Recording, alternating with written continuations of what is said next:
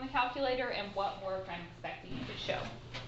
The nice thing is, if you're not sure which test to do on the calculator, if you pick the wrong one, you're going to know, because it's going to ask you for things that weren't given to you in the problem. So that's kind of a pretty good idea. If it asks you for sigma and there is no sigma in your problem, you picked the wrong test. Go back and try a different one. So let's just start. You just want to start with number 1 and go through and discuss? I have a question before we start. Absolutely. When do you know when to write a sentence? If I ask you to state a conclusion, I would like for you to write a sentence. Oh, the other things that I wanted to mention. Double check your grades. I know with people being quarantined, sometimes assignments didn't always get, I don't know if any of you guys had an issue, but I know a couple people had turned in things online and it didn't get put into SIS. So just double check your grades. If something is a 0 that you think you turned in, let me know and we'll find it. Your all's tests I've been going through, and I think I'm caught up in stats. That after each test I went back through them. I didn't lower your score. If there was something that I would have taken off more, I didn't lower it. But I did add back some partial credit points, which it wasn't her fault, but if you went wrong the first step, she didn't know what to give you points for and whatnot. So if you notice your grade changing, like going up a little bit, that's what it was. I had looked back at those tests. So I'm caught up with you guys, but you check your grades and let me know if there's any issues, and if you have any concerns, definitely come talk to me. Okay, so number 1, we have to be able to write our hypothesis here. So we want the null and alternative. The null is your h sub 0, alternative is that h sub 1. So we know the mean. When I'm talking about mean, what variable am I using? Mu. Oh. I'm new at this, guys. I've done it before. Okay, so the mean is equal to 3173. The alternative, the researcher believes the amount has decreased, so it would be less than. So part B, type 1 error. So you'll be asked this on the test, so you might need to look at your notes for the test and make sure you know the difference between type 1 and type 2.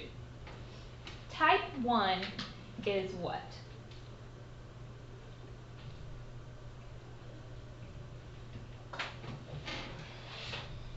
What do you think? Isn't it like you reject the null? You reject the null, but you should. Both of them are when you make a mistake. So in type 1, that's when you reject the null. In other words, you're ending up accepting the alternative when you shouldn't. So it would be concluding the mean is less than 3173 when it is not. For the sake of time, I'm not going to write that down, but you guys definitely fix it if you made a mistake. So type 1 would be concluding that the alternative hypothesis is true, but it's not. Type 2 error, so part C, is when you fail to reject, but you should have. So it would be concluding the mean is $3,173, but it has actually decreased. Okay, so there's 2 types of mistakes you can make. Type 1, you reject, but you shouldn't. Type 2, you fail to reject, but you should have. Then D, the conclusion if the null is not rejected. This is the one that you are probably most likely to miss on the test because of the wording. If you do not reject the null, that does not mean you accept it. You don't want to say the mean is this. If you fail to reject the null, that just means we don't have enough evidence to prove to us that we should. So it doesn't mean that we proved the mean is that amount. It just means you didn't prove it's not. Okay? So your conclusion would be there is not sufficient evidence to conclude the mean is less than $3,173.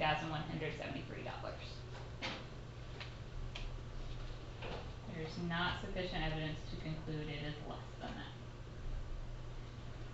that. Then E,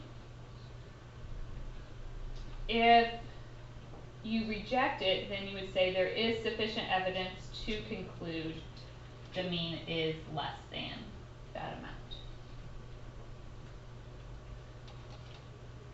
Do I need to repeat any of that since I didn't write it down? I was just trying to talk through some So you'll have a question, that'll probably be the first question on your test tomorrow. Can you say E again?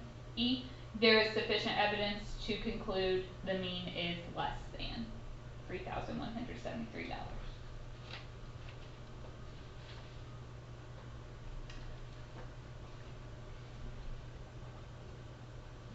Number 2. The proportion of individuals who cover their mouth when sneezing is 0.7333. If I say proportion, what is that? P. So part A, your null hypothesis, your H sub 0, is that P equals 0.733. Your proportion, man, this new slate is not quite like my old one. The proportion should always be between 0 and 1. It's like a percent. Then the alternative, student believes the proportion is different. Didn't say if it was more or less, so your alternative is just not equal to that amount.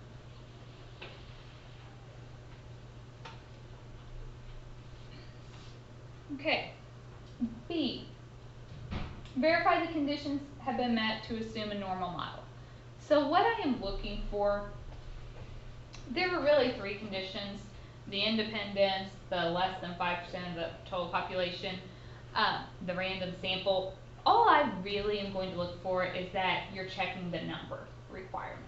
Remember, if the sample is bigger than 30, we could assume it to be normal. And when we had these p's, we actually did the n times p times 1 minus p. So that's what I would like for you to check here. Your n was 100, p 0.733, 1 minus p, and that has to be greater than or equal to 10. When I worked this out, I got 19.577. So that's definitely greater than 10, so it met the requirement. So that's really the one that I'm going to check and make sure.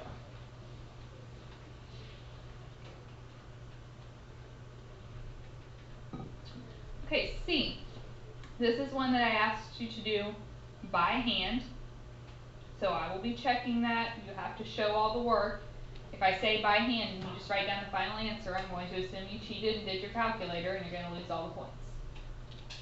So the one question last hour, they were saying they got confused on when to use Z and when to use T. So look at your formula sheet for chapter 10.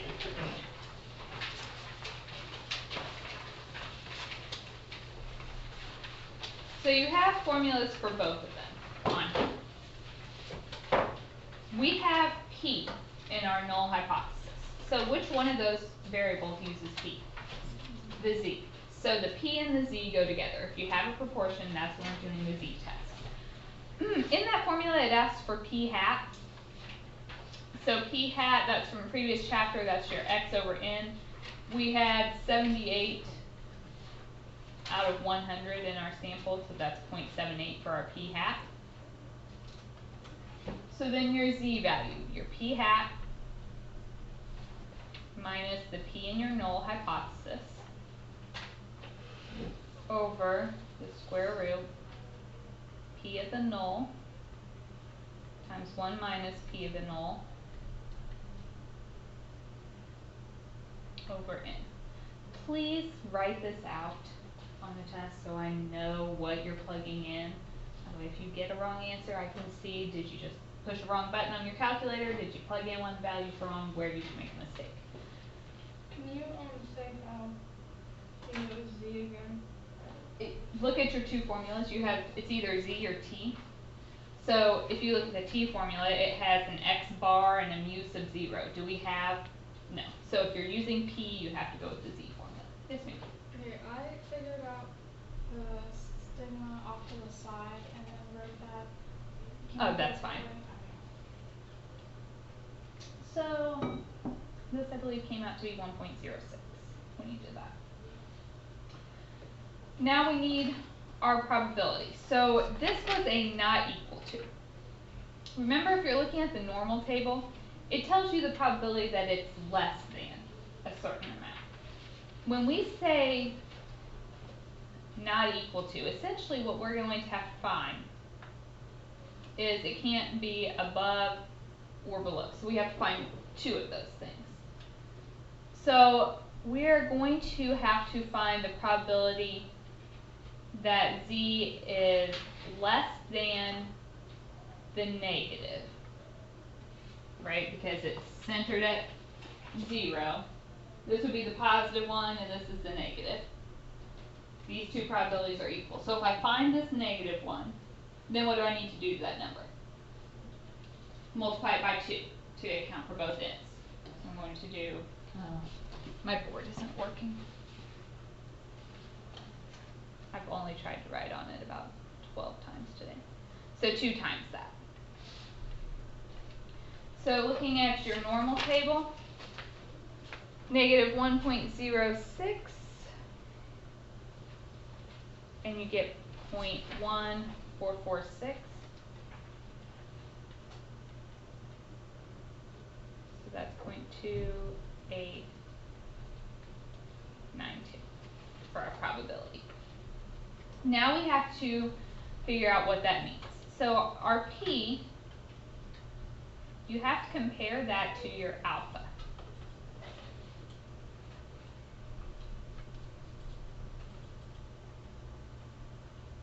Alpha was, given in the problems, 0.15. So my P is bigger than that. When do you reject your null? When it's less than alpha. So since it's bigger than alpha, you fail to reject. That means there wasn't enough evidence to conclude that the proportion is different. Can you explain again why you used a negative one, or 1.6? Because I used the positive. Okay, so you found the probability that it was greater than the positive? That's fine, and then take it times 2, because it should be the same. Did you get like? You do it that way, you have to do 1 minus. Okay, I didn't do 1 minus. Okay, because the normal table, if you look at the top, it tells you everything's smaller than that. Okay. So if you just read it from the table, it was everything less than, you wanted greater than, so you would do 1 minus. Other questions?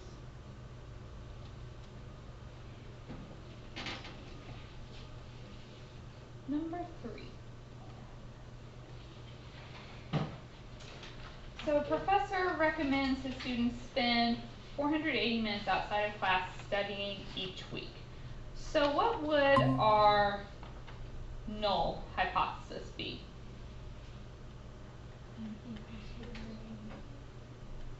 Mu equals 480.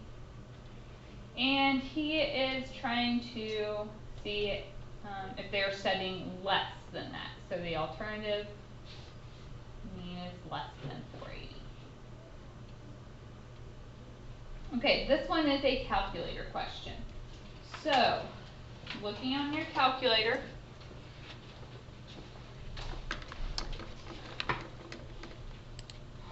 you have to go to stat. We need to enter all this information, so go to stat, edit, clear out anything that you have in there. Remember, just hit clear, not delete.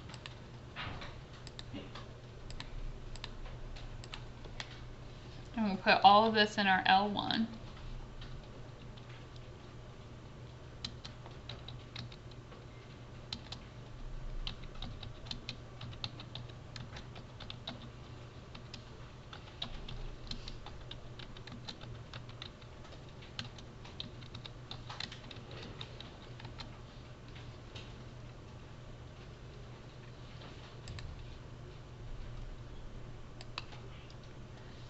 Okay, so now we have to figure out what test we want. So if we're using mu, do we need a t or a z? T. What happens if you pick the wrong one? It won't tell you. Yeah, you won't be able to enter the information. So we're looking for the t test. So that is number 2. We're basing it off data. The mu sub 0 was 480. List needs to be L1. Okay, we are testing less than. Calculate. So you should get your t to be negative 1.5768. Our p 0.07296.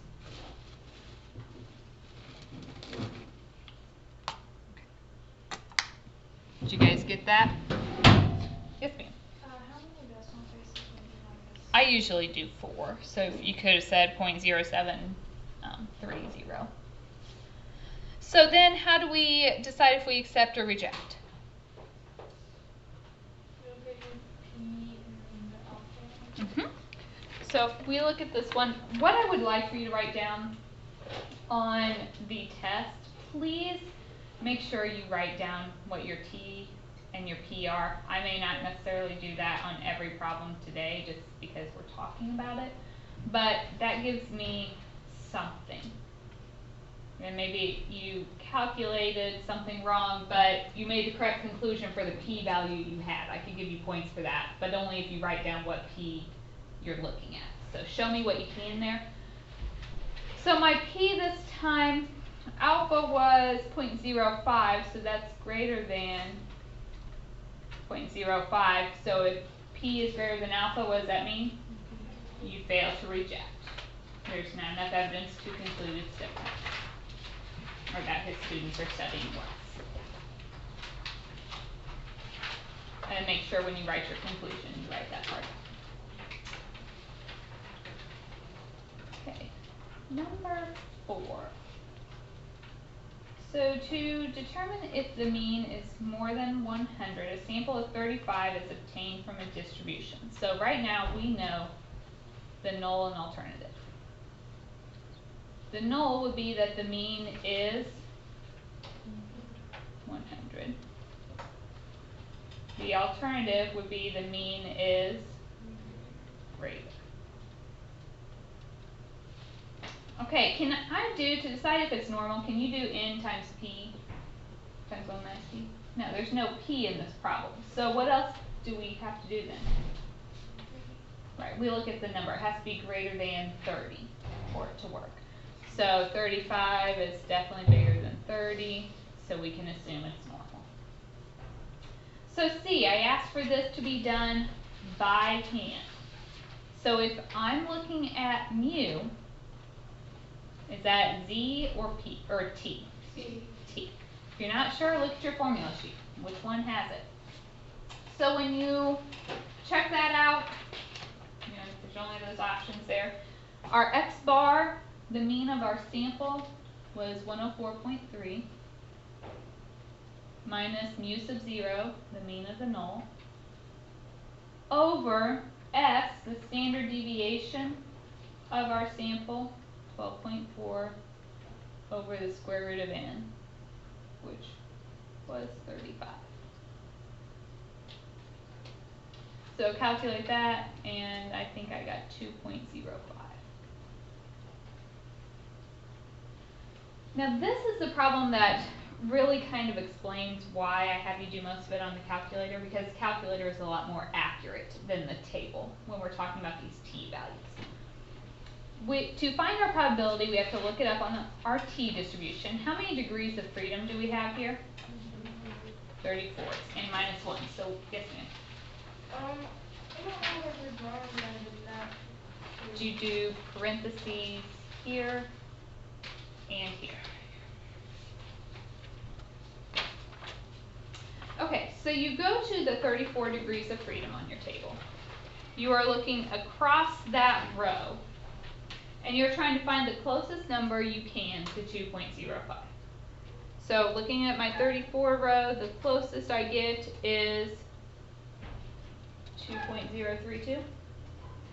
So then you look up at the top, and that is the probability of 0.025. So my probability here, 0.025. Alpha on this problem was 0.05. So P is less than alpha. What does that mean?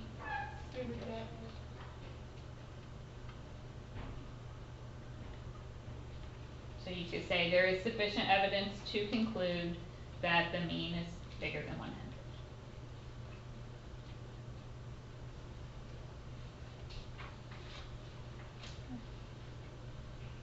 Is that one okay?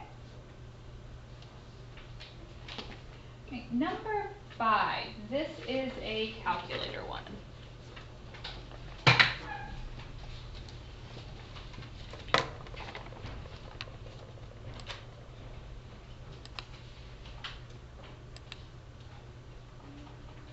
So, let's clear out whatever's there.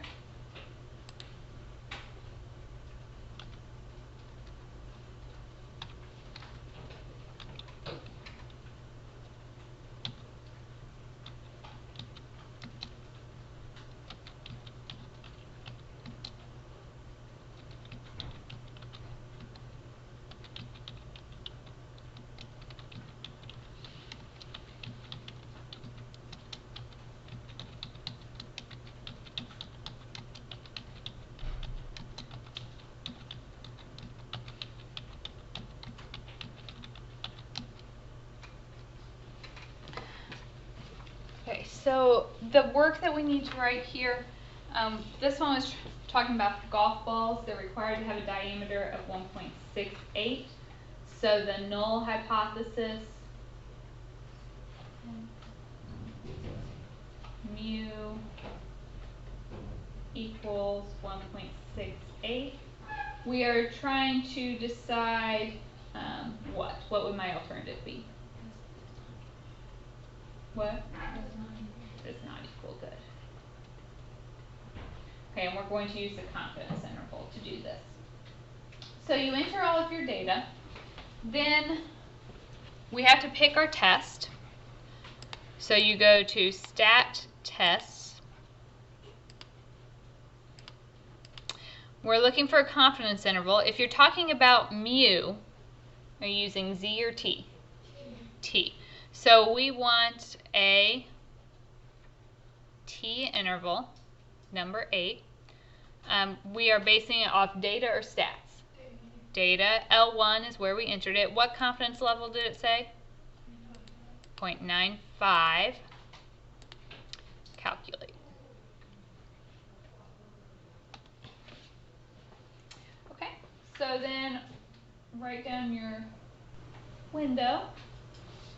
You get 1.6782 to 1.6838.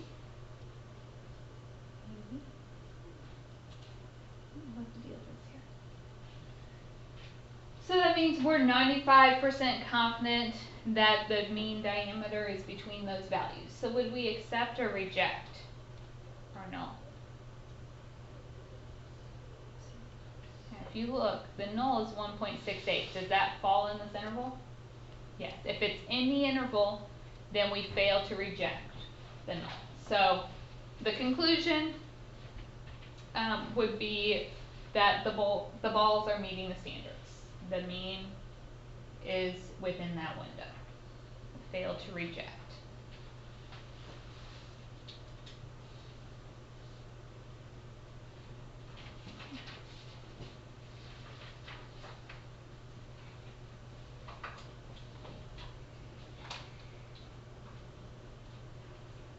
Number 6. So the null hypothesis here would be what?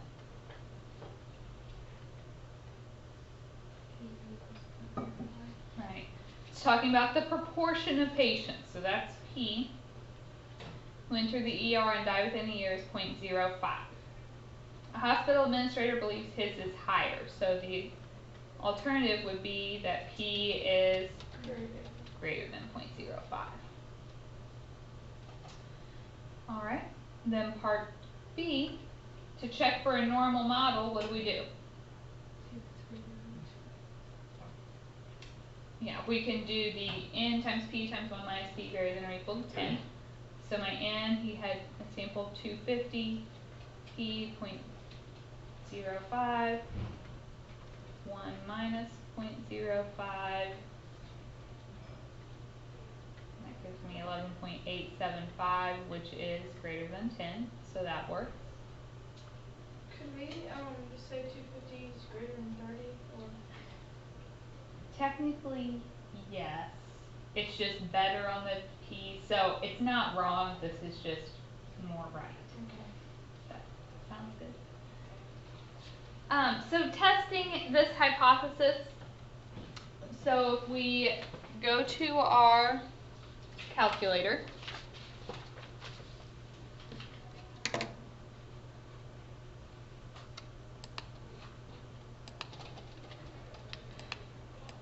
okay, and we are checking what? I have a P, so am I doing a Z or a T? Okay, which one do I pick? Which one did you say? The first one? Okay, so we're basing it off stats this time. Do I have all of this information? Do I have a sigma? No. Okay, so let's try something different. This test isn't working. But we do agree that if we have a P, we're looking for Z, right? So let's go back.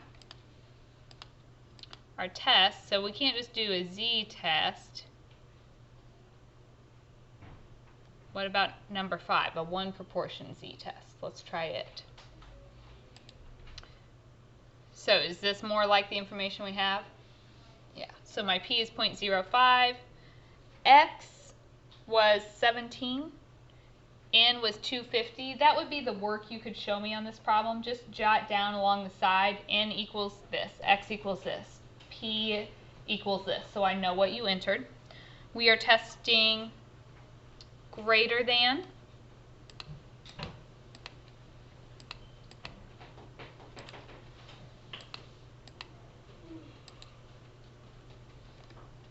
okay? So then we write down our Z and our P.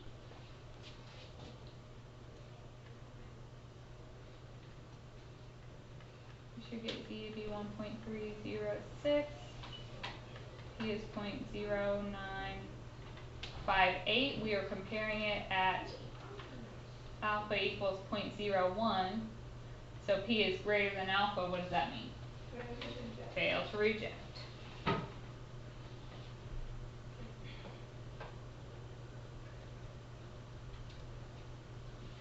Is everybody getting this stuff on your calculator?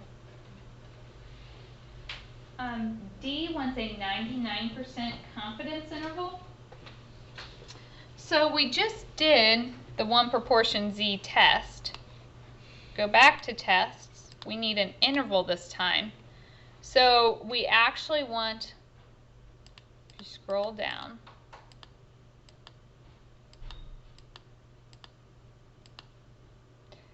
A, the 1 proportion Z interval. So if we select that, it has my X, my N. What confidence level did it ask for? 99. Calculate.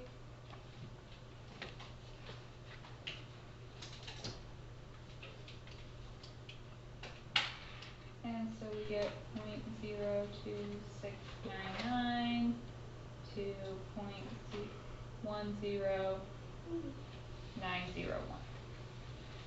Interpret that interval. Tell me what it means. So it's a 99% confidence interval, so we are 99% confident that the true proportion is in between those numbers. This also confirms we didn't reject the null. The P was 0.05. Does that fall between these two numbers? Yeah, my P is in here, so that's another reason that confirms that we should not reject the null in this one.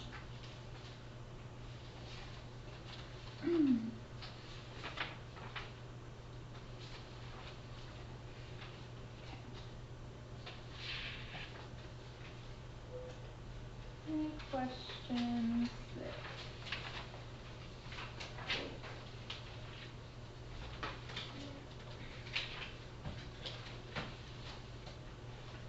Moving on then, number 7.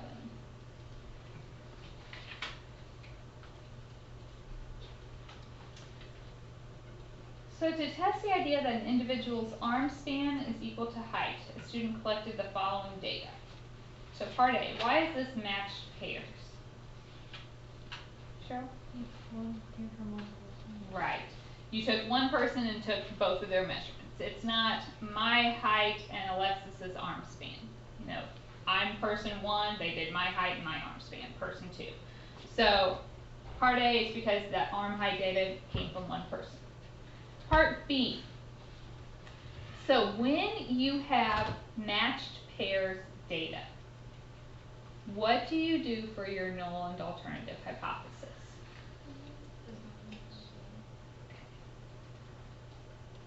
What doesn't equal 0? The mean of the difference. So for the null, the mean of the difference equals 0. Alternative, the mean of the difference is not 0. Okay? C. We are going to use our calculator. So you have to enter this into your L1 and L2.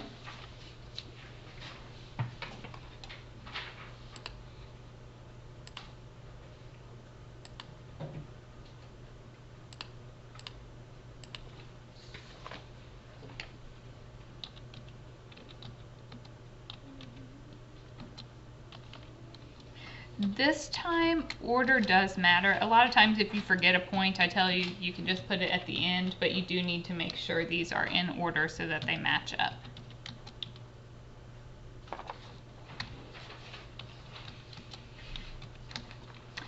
Okay, so once you have those in L1 and L2, on matched pairs, we have to do something else. You notice our hypotheses involved the difference. So you have to go to L3 and do the difference. You can do it by hand. You could go through and subtract everyone, but that's kind of annoying. We don't need to. If you go up on top of L3, you notice at the bottom it says L3 equals, and we can just set it L1 minus L2 and hit enter, and it fills in that entire column. Did everybody get that? Okay. So now we are testing, so go to stat test. We're talking about a mean, so that is a t-test, number 2. We are basing it off data or stats? Data. Okay, the mean is 0. List, you need to switch that to L3 because we're doing the mean of the difference. Then we were testing not equal to. Calculate. So we should get t equals negative 0.3924. Our p is 0.7039. Alpha this time was 0.05, so our p is bigger than alpha. Fail to reject again. Hold on, did I? Yeah, I looked at the right one.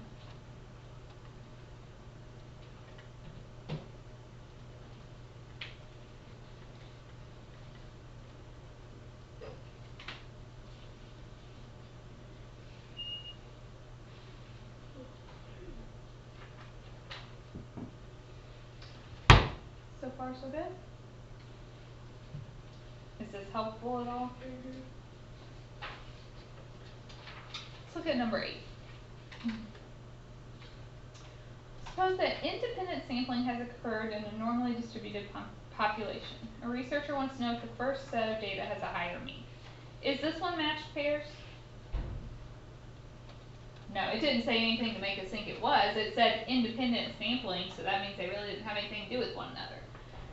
Alright, so part A, the null and alternative. We want to know if the first set has a higher mean. So the null would be that the mean of the first equals the mean of the second.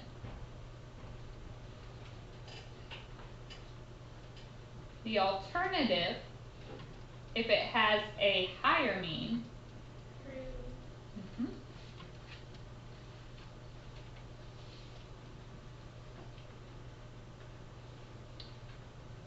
so B we actually have to test our hypothesis. So we go to our calculator again.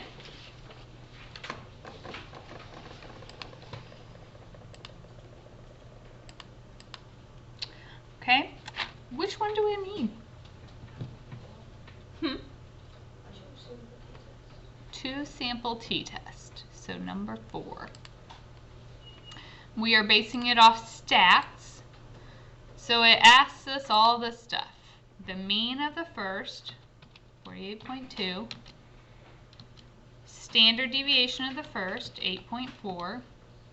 Number of the first was 45.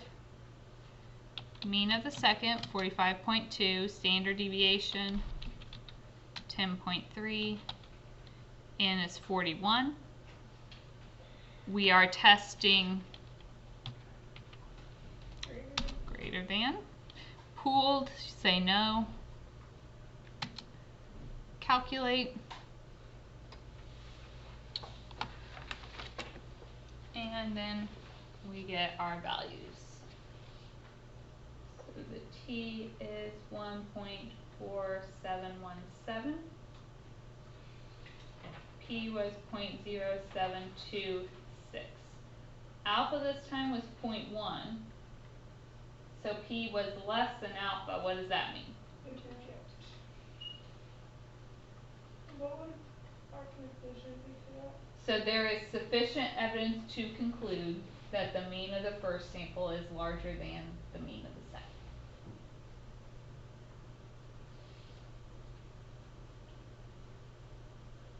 Can you say that again? There is sufficient evidence to conclude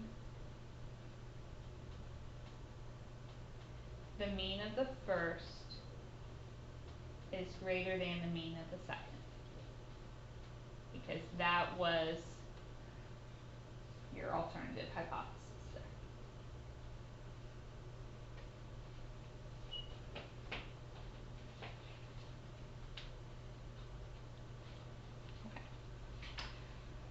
Then part C, a 96% confidence interval. So stat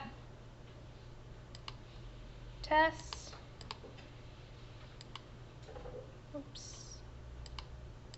Okay, so we are looking for Would it be 0?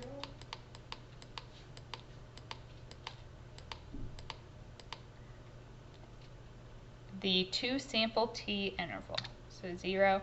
It's got all the information because we already put it in last time. You do have to make sure your confidence interval is set at 0.96. Pooled is no. Calculate. And you get your interval. Should be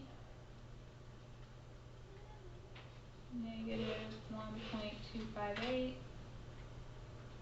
comma 7.2584.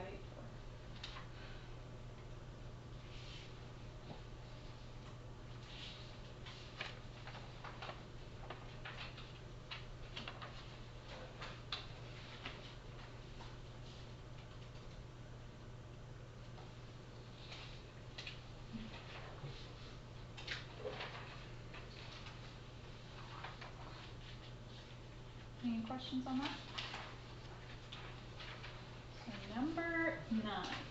It tells us in the problem, suppose the following matched pairs data. So we have to set this up.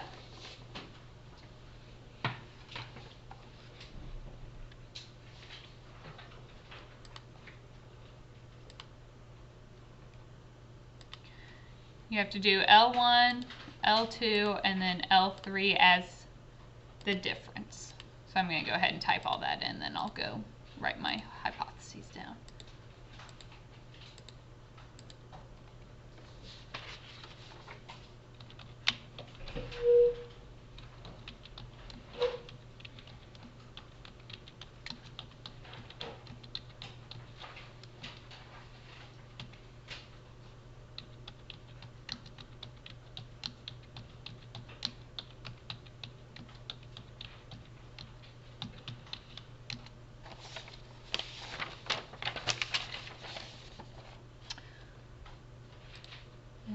your list 3, do your L1 minus L2.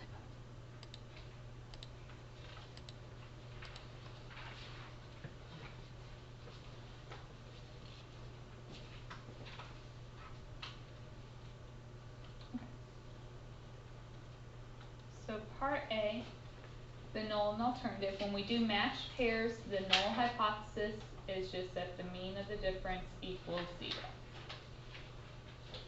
Essentially saying they are the same. The alternative, this time I want to know if the mean of the first group is smaller. Okay, so for the difference we did the first minus the second. If the first one is smaller, what kind of number do you get when you subtract? A negative. So our alternative would be the mean of the difference is less than 0. Part B asks for d bar and s sub d. That's the mean and standard deviation of the difference. We can get that on our calculator. We've done it before, it's just been a while. If you go under stat, calculate, we want one variable statistics. Make sure your list is L3 because that's the difference group. Then you can calculate.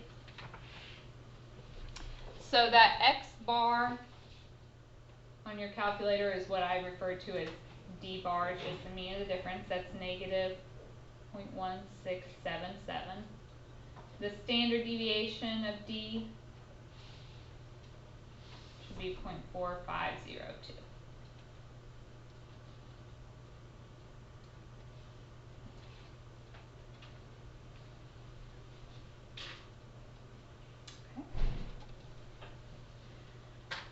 C, test the hypothesis at the 0.05 level.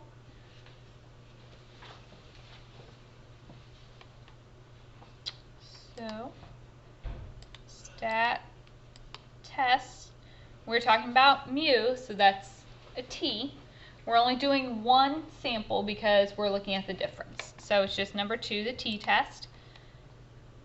We're basing it off of data. Mu sub 0 is 0. List should be L3. We were testing less than.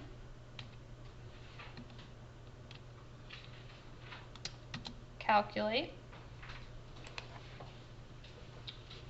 And you should get t to be negative 0.9068 and p to be 0.2030.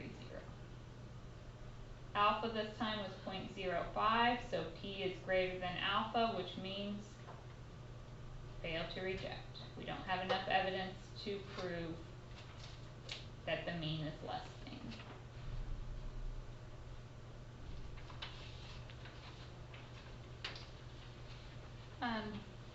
D wants a 98% confidence interval for the difference.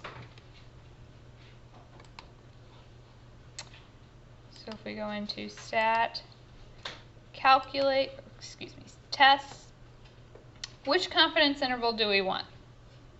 T interval. Based off data, your L3, change your confidence level to 0.98.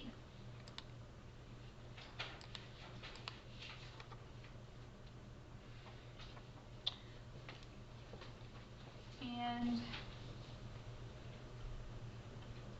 should get negative 0.7851, comma 0.45176.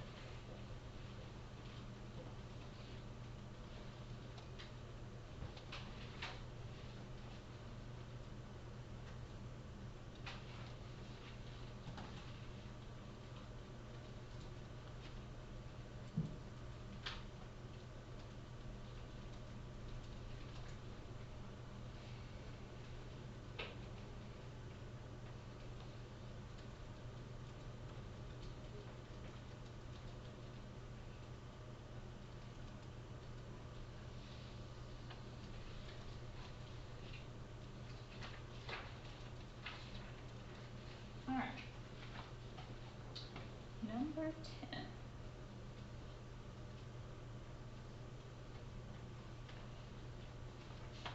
Okay, so we want to know if there's a difference in comprehension between students learning based on different types of need.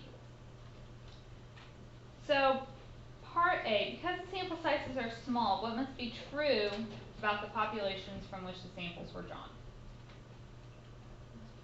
They must be normal. I don't have at least 30, so that means the original data had to be normal for this to work. Null and alternative. Are these matched pairs data? No. It's not one student first took it with the visual manual and then next took it with the text manual. They just took two different classes. So it is not matched pairs. So your null is just the mean of the first equals the mean of the second. You can do mu sub 1 equals mu sub 2. I did mu sub v for visual and t for text, whatever makes sense to you. The alternative, we just want to know if there's a difference. So my alternative would be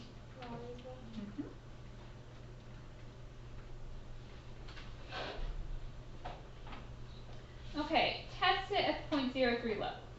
When you put this in, which test, I don't know that I'm going to have time to type all of them in and then run it. So when I enter it, I'll put one of them in L1 and one in L2. Which test would I select?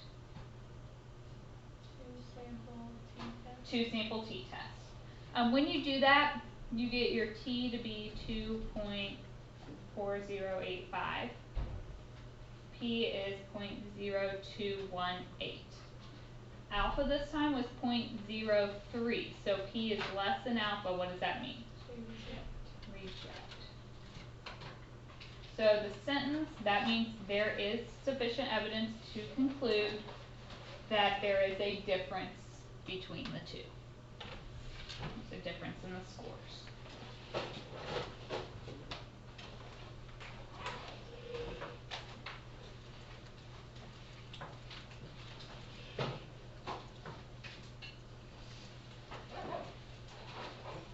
Any other questions for me? We're gonna have a bunch of these. I can make some copies and have them by the end of the day. If you want to come back. I don't know what happened to the extra copies that I had before, but I can run one for you. Does anybody else need one?